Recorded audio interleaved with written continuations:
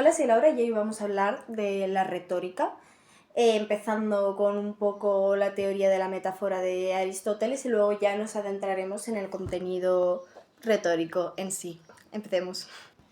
Vale, primero es importante saber que existen dos formas de definir la literatura, las teorías inmanentes y la teoría contextual. Las que vamos a ver en el vídeo de hoy es la perspectiva inmanentista.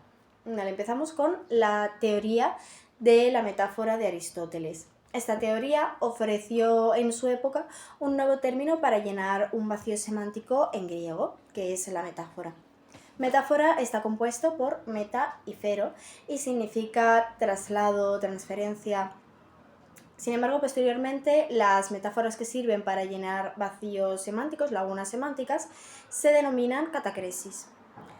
Lo que Aristóteles llamó como metáfora no incluye la concepción que tenemos de metáfora únicamente actualmente, sino que también incluía la sinécdoque y la metonimia.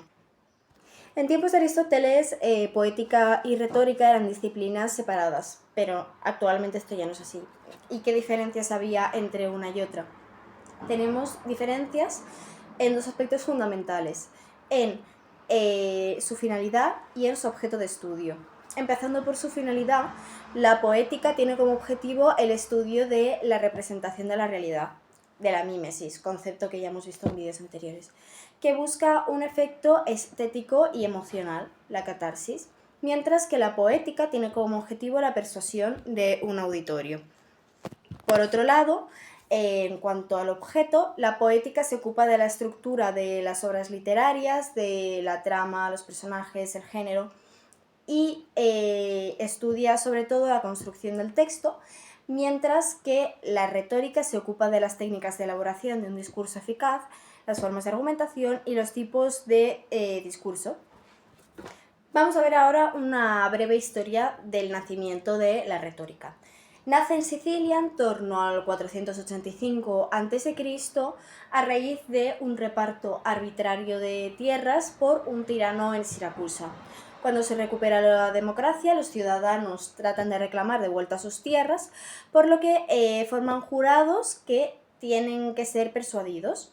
Progresivamente se adquiere la conciencia de que la elocuencia para la persuasión depende en gran medida de unas reglas que tratan de sistematizar, dando lugar al nacimiento de la retórica como disciplina. Vale, si vemos los primeros exponentes de esta disciplina, encontramos a Corax, que es uno de los primeros en formular reglas referidas en principio al orden del discurso exclusivamente. Luego ya con el surgimiento de la sofística en la Atenas del siglo V a.C., Gorgias introduce la dimensión elocutiva y la importancia de los tropos y figuras como forma de captar la atención de la audiencia. Otro muy destacado de los sofistas es Protágoras, que es capaz de defender simultáneamente dos puntos de vista opuestos. Esto es bastante impresionante, la verdad. La retórica tiene tres géneros principales: el judicial, el deliberativo y el epidíctico. En el judicial su finalidad es defender o acusar a alguien, se celebraba en el contexto de los tribunales, su auditorio son los jueces y jurados y el tiempo que se emplea es el pasado.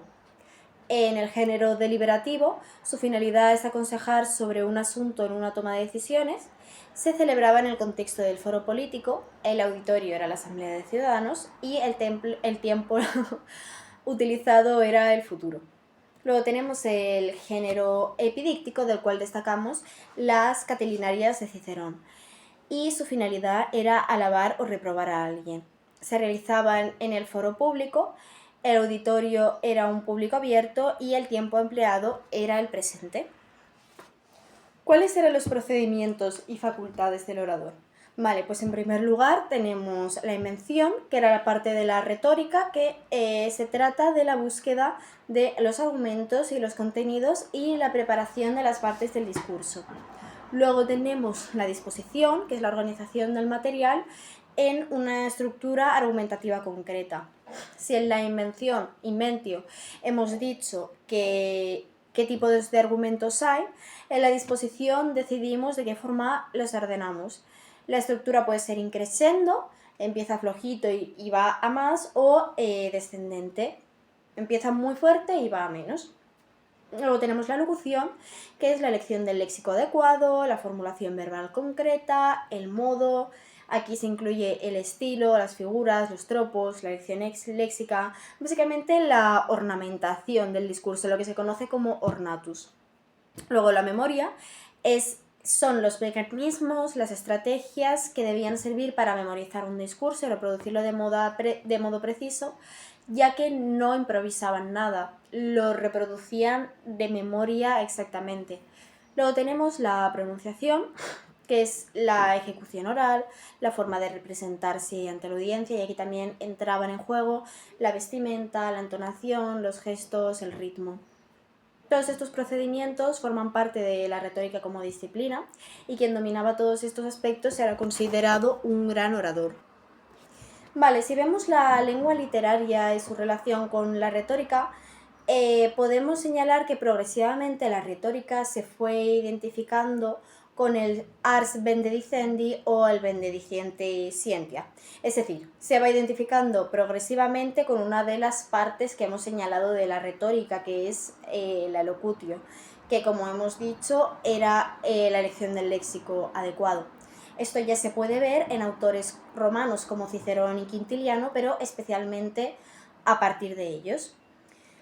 A partir de este momento prácticamente se fusionan la poética y la retórica, porque, como vemos, empieza a tener más importancia los recursos estilísticos que aparecen en los discursos. Con el tiempo, esta frontera se difumina aún más cuando la literatura se entiende como el uso de los mismos recursos que estudia la retórica. Horacio escribe Epístola ad Bisontes, en la que se pierde la idea de que la literatura es creación de mundos, para dar paso a la idea de que la literatura es la capacidad de usar bien o usar de manera estética el lenguaje, es decir, usarlo de manera bella. Y bueno, pues hasta aquí la introducción a la retórica, y nada, espero que os haya gustado el vídeo. Gracias.